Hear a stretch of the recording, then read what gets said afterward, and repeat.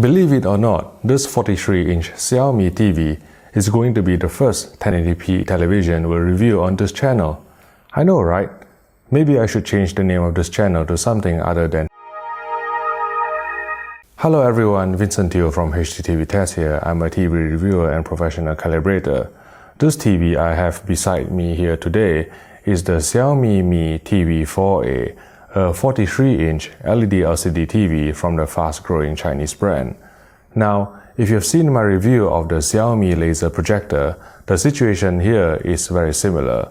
The interface and menus are all presented in Chinese, although you can install an app to change some of the labels to English. If there's enough interest, I may consider doing a video on that. Note that the home screen is filled with adverts. Xiaomi uses these to subsidize the low price of the TV.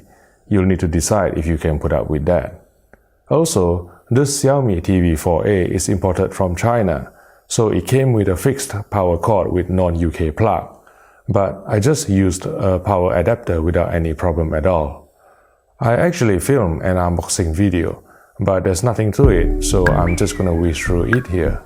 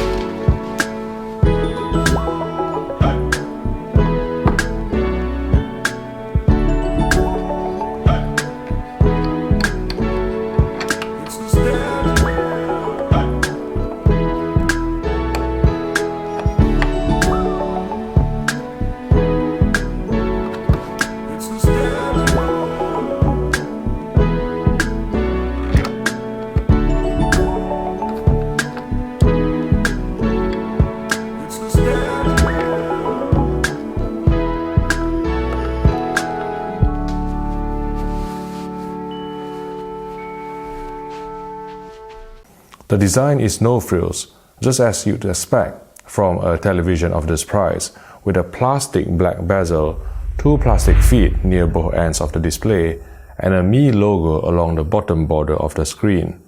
The supplied remote control, which supports both infrared and Bluetooth, is finished in black. It's very minimalistic with no numeric buttons at all, almost like an Apple TV remote. The connections are found on the back of the television. There are two HDMI ports, which are compatible with HDMI 2.0B and HDCP 2.2, as we've verified using our Meridio Fresco 6G device. In other words, even though this TV is only 1080p in resolution, it can accept and display ultra-high definition video signal, for example, from SkyQ, that's a UHD pay TV service in the United Kingdom, and even HDR from 4K Blu-rays, but more on that later.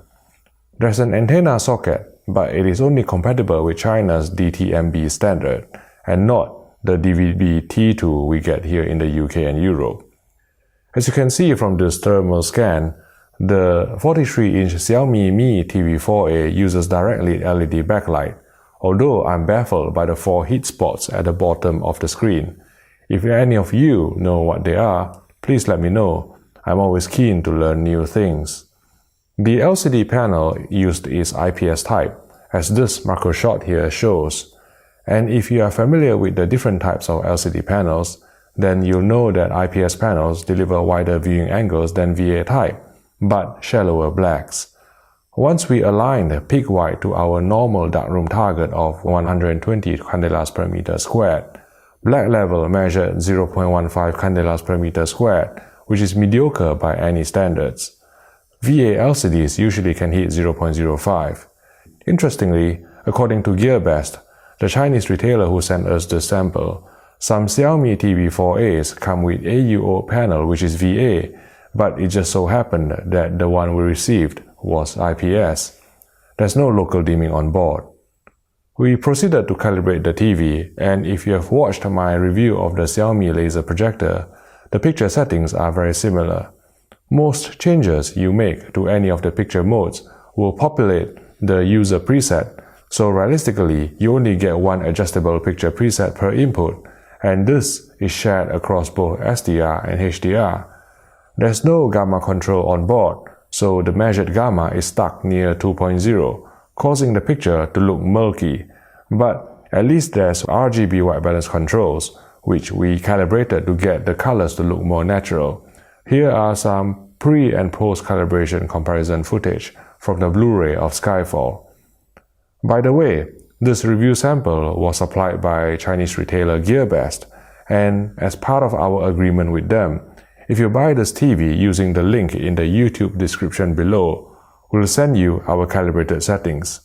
Just private message or email us with your order number. Remember, you have to click the link below to purchase the TV, otherwise we can't track your order and so can't send you the calibrated settings. Thank you for your understanding. Right, back to the review.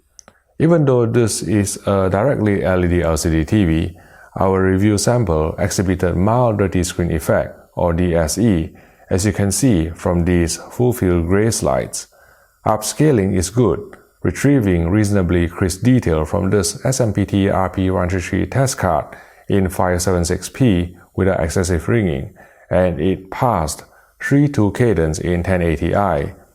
In terms of video-based deinterlacing, jaggies were suppressed effectively based on this HQV benchmark test.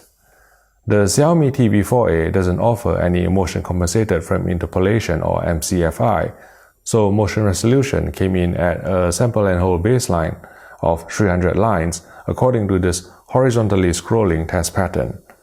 Due to the panel's 60Hz native refresh rate, there's mild telecinic judder with 24 frames per second movies, but to be honest, the TV's smaller screen size means that the judder is not as obvious as that seen on 55-inch or larger televisions, even in slow panning shots. Unlike the Xiaomi laser projector, this TV handled 50Hz content from SkyQ smoothly without any stutter or judder at all. As mentioned before, the TV accepts HDR video signal, but the presentation cannot be described as HDR at all, with a peak brightness of only 250 nits and clipping of specular highlight detail. You can see the loss of detail around the sun in the movie pan. In fact, shadow detail is crushed in HDR mode too, so you would have to raise the brightness value substantially to restore shadow detail. But because the SDR and the HDR settings are shared, you would have to change the brightness and backlight setting every time you switch between SDR and HDR. Personally, I would just stick to SDR and treat HDR as a write-off on this television.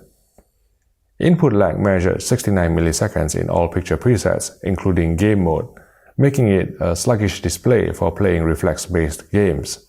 This lag may also be responsible for the slight lip-sync delay witnessed on almost every source, if you are the type of person who's sensitive to this. To conclude, the Xiaomi Mi TV 4A may be suitable for casual use in a bright room, but if you are planning on watching movies in a dark room or playing video games, then there are better TVs out there, though you may have to pay more.